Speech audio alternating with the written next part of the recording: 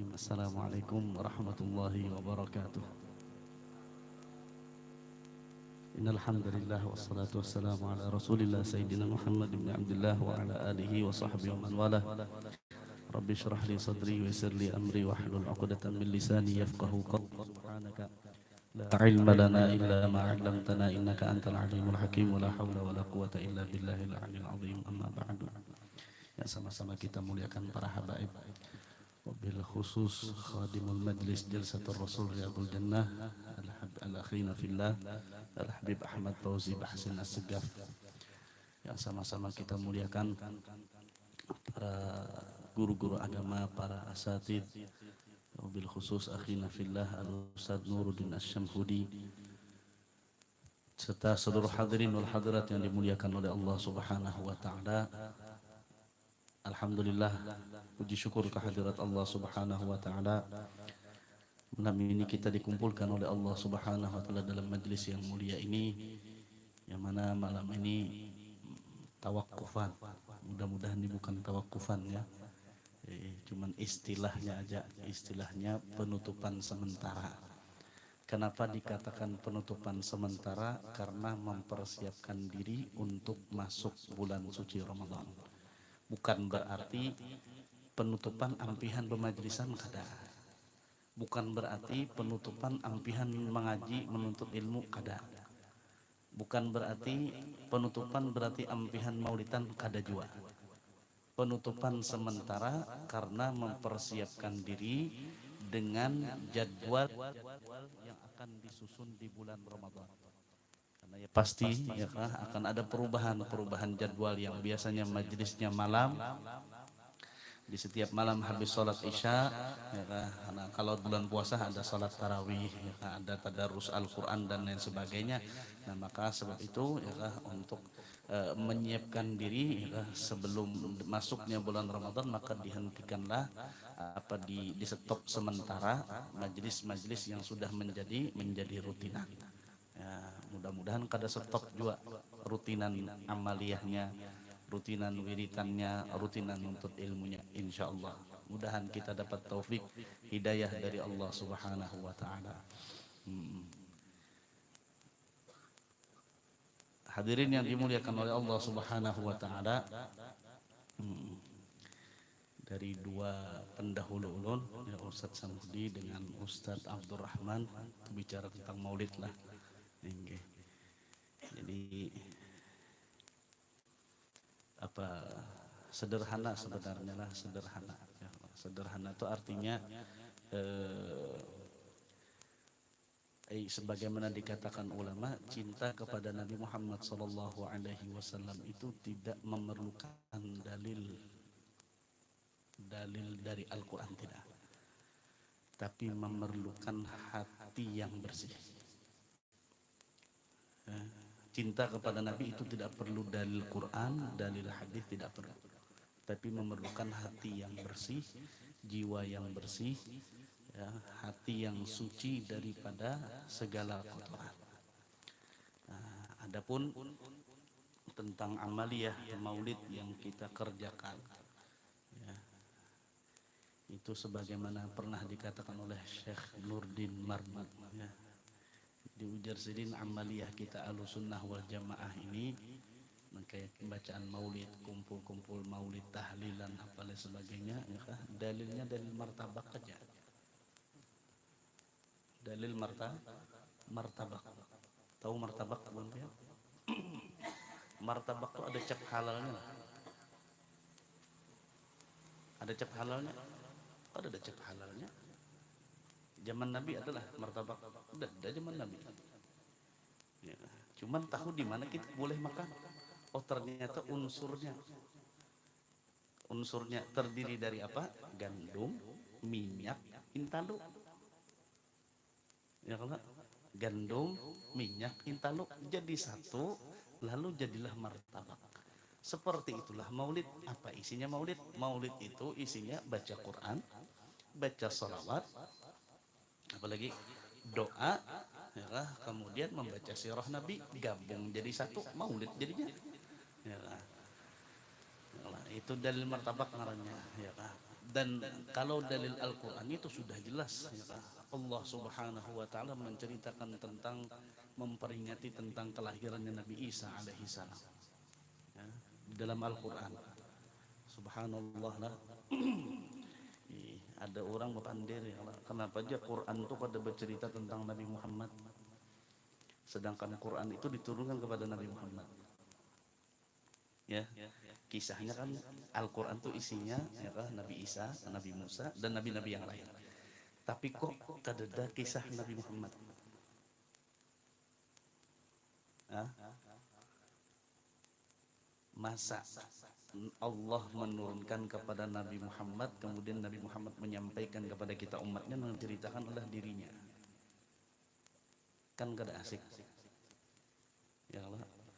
Makanya Nabi itu tidak ada ceritanya di dalam Al-Quran, tapi semua isi Al-Quran ada dalam diri Nabi Muhammad sallallahu alaihi wasallam, dan itu menjadi mukjizat terbesar bagi Nabi Muhammad sallallahu alaihi wasallam, mengalahkan semua mukjizat para anbiya sebelumnya. Kenapa Allah Subhanahu wa Ta'ala jadikan mukjizat Nabi Muhammad sallallahu alaihi wasallam itu Al-Quran, bukan yang lain? Sebagaimana pian lihat antum panjenengan kulo sedoyo sedulur sederek ya. Kalau kita bicara tentang mukjizat Nabi Musa, wah ceritanya hebat. Nabi Musa punya tongkat bisa membelah lautan. Kalau kita mendengar ceritanya tentang mukjizatnya Nabiullah Isa alaihissalam, bisa menghidupkan orang mati. Kalau kita mendengar cerita tentang Nabiullah Daud alaihissalam, dengan suaranya bisa melemahkan besi dan mampu menyetop banyu sungai nang mengalir.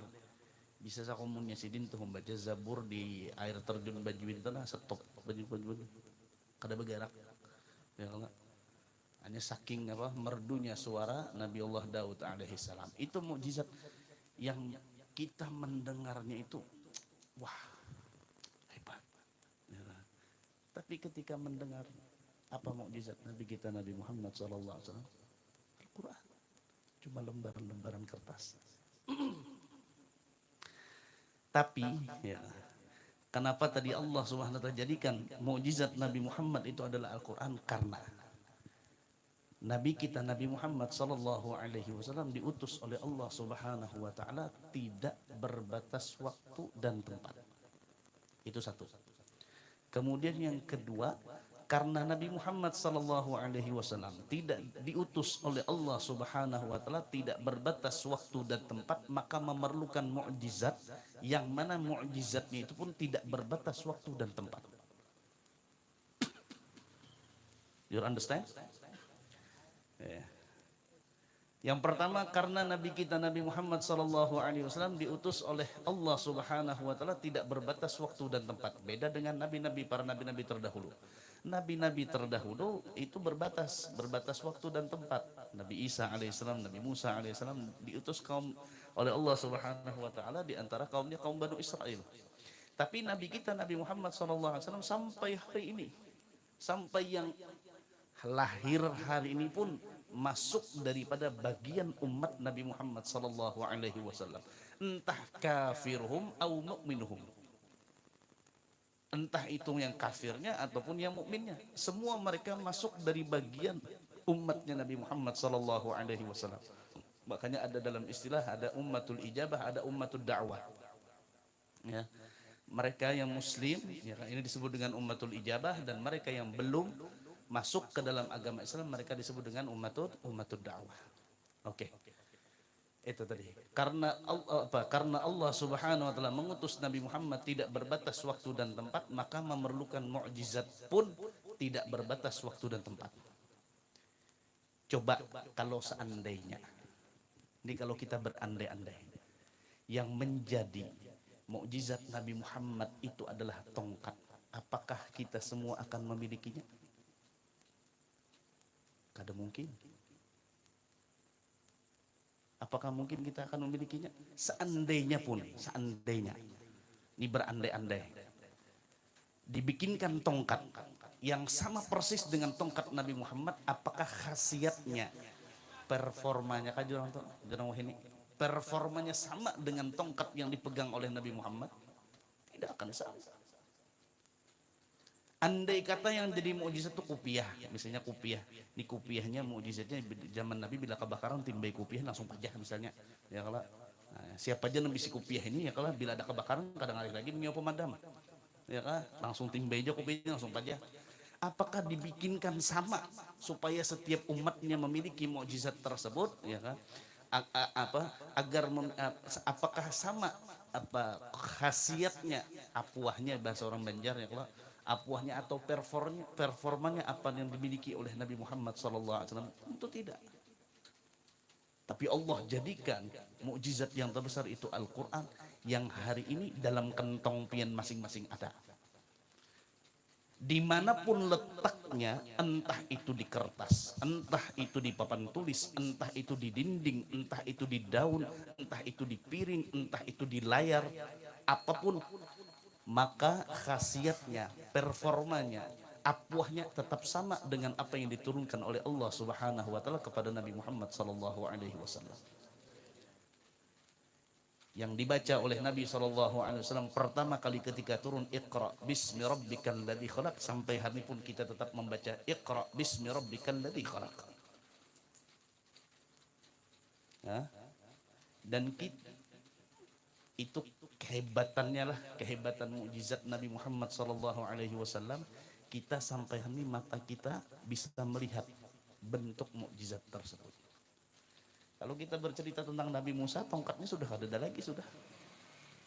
Sehebat apapun diceritakan tentang tongkatnya Nabi Musa alaihissalam sudah ada lagi, kada melihat lagi kita.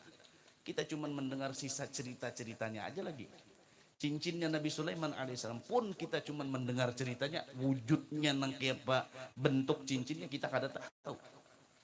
Tapi hari ini Al-Quran yang menjadi mukjizat terbesar Nabi Muhammad SAW ada di hadapan kita, dan itu menjadi bacaan kita, menjadi pegangan kita.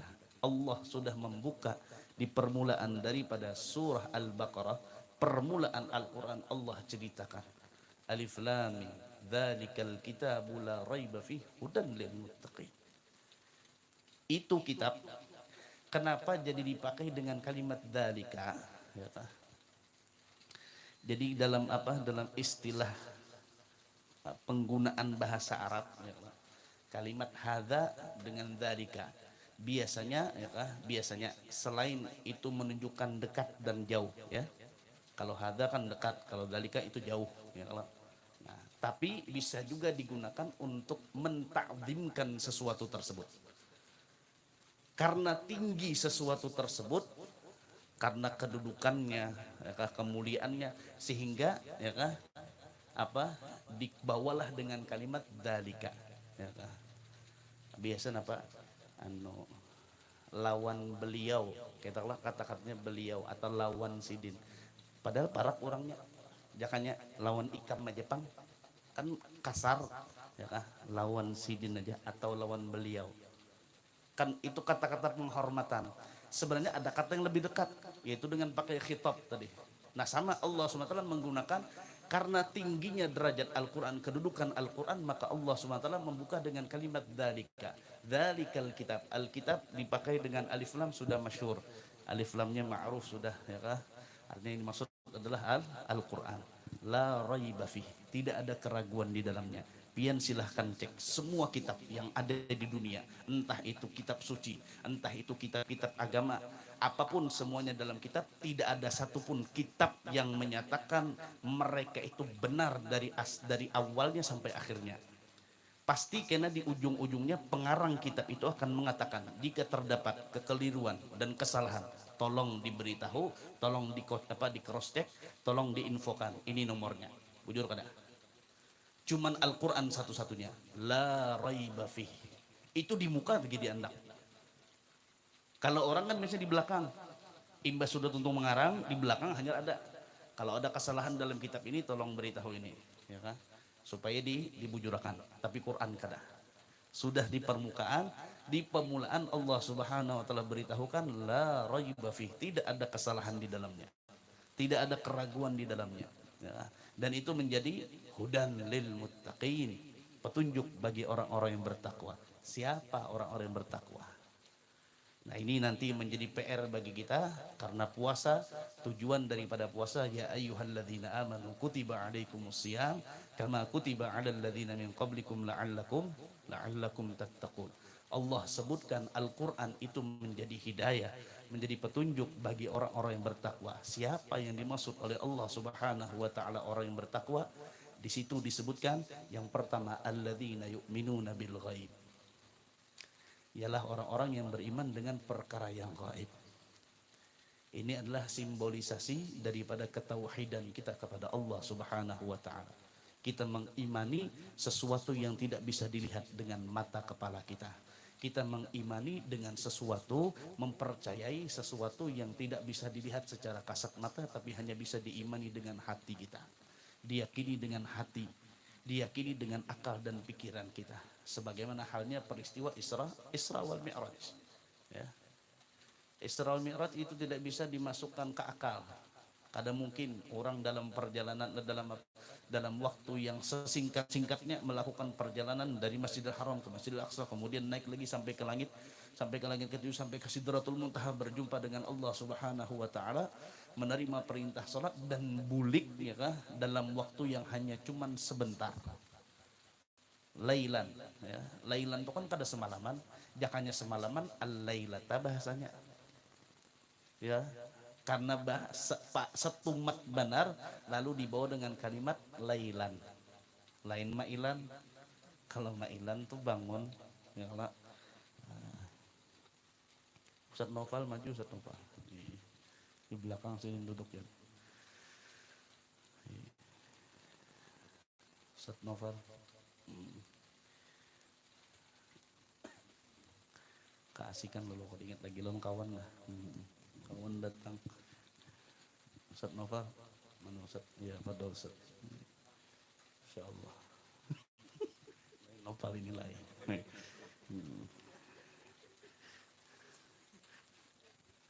Bercanda nih.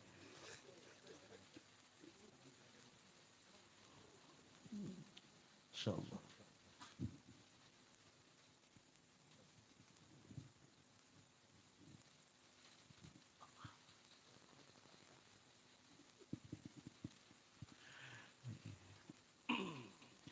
Lailan darilah ya Allah, sedikit malam.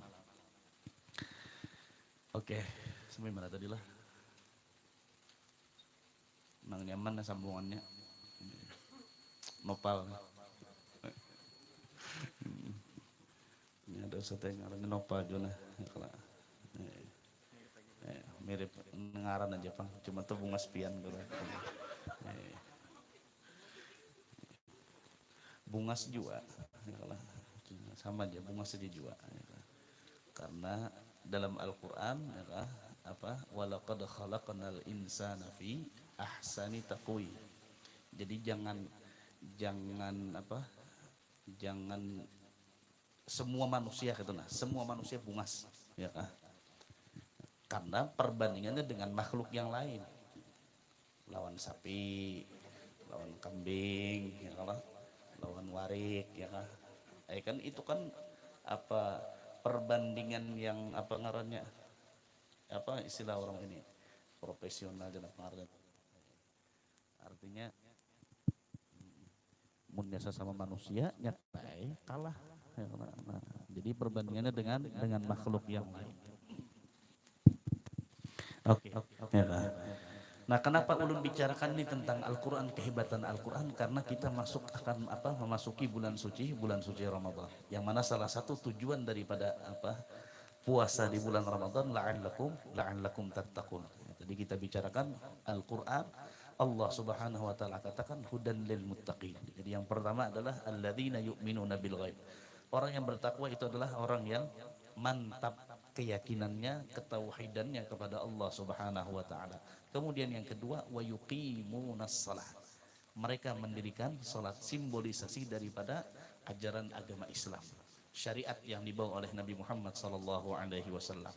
Kemudian yang ketiga, wa mimma razaqnahum yunfiqun. Mereka menginfakkan apa yang diberikan, rezeki yang diberikan oleh Allah Subhanahu wa taala, simbolisasi daripada ihsan.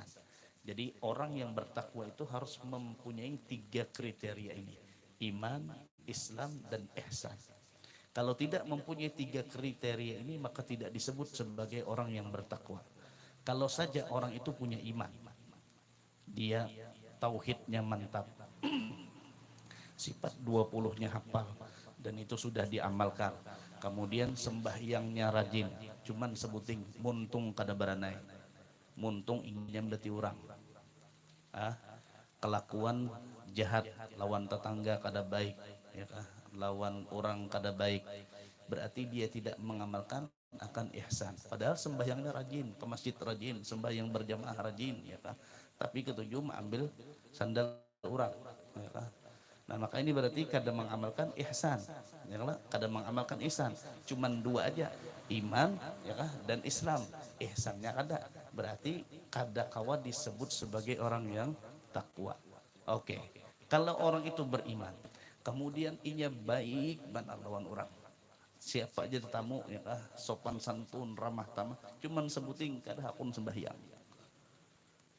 kada penyembahyang, ya kah? Dahanu sembahyang, dahanu kada, ya kah? Maka ini pun tidak bisa disebut sebagai orang yang bertakwa. Orang yang bertakwa harus ketiga-tiganya memiliki kriteria ini. Nah, apabila tiga ini dikerjakan, ya kan, makanya dikatakan oleh para ulama, ya kan, 5 ayat di permulaan daripada suratul Baqarah itu adalah konsep dalam kehidupan kita, program dalam hidup kita. Kalau kita jalankan itu semua apa yang di permulaan surah Al-Baqarah, nanti kita akan dapat di penghujung ayat kelima. Lanjutan daripada firman Allah, walladzina yu'minuna bima unzila ilaika wa ma unzila min qablik. Beriman kepada Al-Quran dan beriman kepada kitab-kitab sebelumnya. Wa bil akhiratihum yuqinun. Kemudian dijelaskan lagi oleh Allah Subhanahu wa taala, ulaika ala hudan mir rabbihim. Dua kali Tuhan menyebut, di atas tadi hudan lil muttaqin, kemudian di bawah ini disebut lagi ulaika ala hudan min rabbihim. Ini contoh. Mun salah tagurakanlah, ini lulusan hubungan sal sunnah salafiyah Taufik, luar biasa ini, ya, Habib Haidar, Ustadz Najib, Ustadz Abdurrahman. Ini apa bahasa Arabnya? Botol di apa, HP di atas botol. Apa kira-kira? Pakai apa? Pakai fauqah apa pakai ala? Hah? Ini pakai fauqah. Kalaunya kayak ini hanya ala. Bujur kah? Hah? Bujur jalan lah. Ada punya salah nyaman push up nah. Ini hanya ala. Ya kan? Ketika Allah Subhanahu wa taala mengatakan ulaika ala hudan mir rabbihim, berarti orang itu berikit dengan petunjuk dari Allah Subhanahu wa taala, selalu berada dalam petunjuk dari Allah Subhanahu wa taala. Ini kitabnya Allah kita kadang memadahkan fauqal miz, di atas meja, padahal sama-sama fauq itu di atas, ala pun di atas, tapi ala, ya ala. Nah itu ulika ala hudan mir rabbihim, berarti orang yang sudah menjalankan itu semua tadi, ya kah, beriman, kemudian mengajarkan apa, menjalankan syariat Islam, kemudian berbuat ihsan, beriman dengan Al-Quran, beriman dengan kitab sebelumnya, beriman dengan hari akhirat, ya kah, bila itu sudah dijalankan, ulaika ala hudan mir rabbihim. Ulaika ala hudan mir rabbihim, berarti orang tersebut selalu berada didampingi, didempet oleh hidayah, petunjuk dari Allah Subhanahu wa taala. Setelah hidayah itu selalu mendempetnya, menggampirinya, bahasnya lagi, ya, menggampiri itu kan begampir, kada kau bercabut, ya, begampir, ya. Maka akhir ujung daripada itu semua, wa ulaika humul muflihun. Mereka lah orang-orang yang beruntung, beruntung dunia, beruntung akhirat. Sekarang kita bahas kalimat al-muflihun, itu berasal dari kata falaha. Bujurkah? Falaha, ya, artinya siqat fi'il thulathi mujarradnya. Nah, kalaunya pakai rubainya kan aflaha yuflihu, wazan sigat isim fa'ilnya muflih. Ya, kalau ini kita pakai thulathi mujarrad, ya, thulathi mujarrad falaha. Oke. Petani itu dalam bahasa Arab apa? Falah. Pakai sigat mubalaghah. Ya kan? Wazan fa'al. Bujurlah. Sebelum mungkin ya kalau ini mungkin analisa aja ya kalau sebelum kata-kata petani itu ada, nah falah itu diartikan orang yang sangat beruntung, gitu kan? Karena sigatnya mubalaghah, ya, karena sigatnya mubalaghah ya kan? Artinya bersengatan beruntung benar bahasa kita, ya kan? Artinya al-falah itu adalah orang yang sangat beruntung sekali. Sekarang kita lihat, kita uji, ya kah? Petani itu orang beruntungkah kadakah? Kok kenapa jadi dijadikan bahasa Arabnya petani itu bahasa Arabnya falah? Bujurkah kadang ngaran falah itu apa, ngaran petani itu falah artinya orang beruntung? Sekarang kita cek. Oke. Petani itu ketika menanam satu biji yang ditanam berapa tumbuhnya? Apa sebiji juga? Ya kada mungkin sebiji. Kalaunya sebiji, tanam sebiji, tumbuh sebiji, kada hakunnya jadi petani. Karena hakunnya buhuma, bujuran. Tapi tanam sebiji, tumbuhnya pohon nang kenal, mengeluarkan ribuan biji buah, ya kan? Bahkan tidak hanya satu kali, beberapa kali bisa panen. Disitulah keberuntungannya. Diumpamakan oleh Allah Subhanahu wa ta'ala orang-orang yang mereka melakukan perbuatan baik di dunia satu kali saja, maka Allah akan tanamkan satu kali perbuatan baik ini, Allah tumbuhkan nanti akan beberapa kebaikan di dalam surga. Ya, man jaa bil hasanati falahu asyru amsalihha. Karena di bulan Ramadan satu kali sembahyang fardu sama dengan 70 kali. Orang yang mengerjakan pekerjaan yang sunnah sama dengan pahalanya sembahyang fardu. Ya, bahkan guringnya pun ibadah. Guringnya itu ibadah. Nang apa ibadahnya? Kayak itu aturannya. Jangan guring aja. Kan itu permisalan. Artinya permisalan dari Rasul Sallallahu Alaihi Wasallam. Guringnya orang puasa saja sudah dinilai ibadah. Bagaimana dengan ibadahnya? Kan nangka itu. Bukan sebaliknya. Oh berarti mau guring ibadah, ya kan berarti guring aja, ya, karena sudah dianggap ibadah. Salah itu. Sama dengan ketika niatul mar'i khairun min amalih, niat seseorang lebih baik daripada amal perbuatannya. Oh berarti itu berniat aja kan usah begawi. Salah, ya kalau niatnya saja sudah bagus, bagaimana kalau dia bekerja? Kan kayak itu. Ya, Islam itu kan kadang mengajarkan kemunduran. Ya Allah, Islam itu kadang mengajarkan kita kemunduran, tapi mengajarkan kita untuk maju ke depan, untuk mengajak keoptimisan, bukan kepesimisan, tidak. Islam itu sama sekali tidak pernah mengajarkan untuk kita pesimis. Kan kalau mundur itu kan pesimis. Itu kan naumus shaimi ibadatun, tidurnya orang yang puasa ibadah. Masa mundur kita? Ya kalau kan mundur artinya baik guring aja, salah artinya. Guringnya aja sudah ibadah, apalagi ibadahnya, kan kayak itu.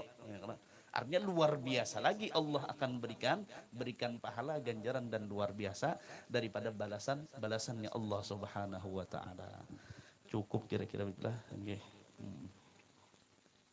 Mudah-mudahan apa yang ulun sampaikan ini bisa menjadi manfaat, menjadi ilmu pengetahuan, wawasan dan tambahan pengetahuan bagi kita, dan mudah-mudahan kita bisa memakmurkan sisa-sisa waktu kita di umur-umur kita ini, mudah-mudahan diisi dengan ibadah dan ketaatan kepada Allah Subhanahu wa ta'ala, dan mudah-mudahan nantinya Allah berkahi kita di bulan Rajab yang sudah lewat, dan mudah-mudahan Allah berkahi kita di bulan Sya'ban, dan Allah panjangkan umur kita hingga menemui bulan Ramadan, dan mudah-mudahan Allah beri taufik dan hidayah kita semua agar kita semua bisa mengisi waktu-waktu selama di bulan suci Ramadan dengan ibadah dan ketaatan, dengan membaca Al-Quran, memperbanyak sedekah dan memperbanyak ibadah-ibadah sunnah dan salat tarawih tarawih dan lain sebagainya.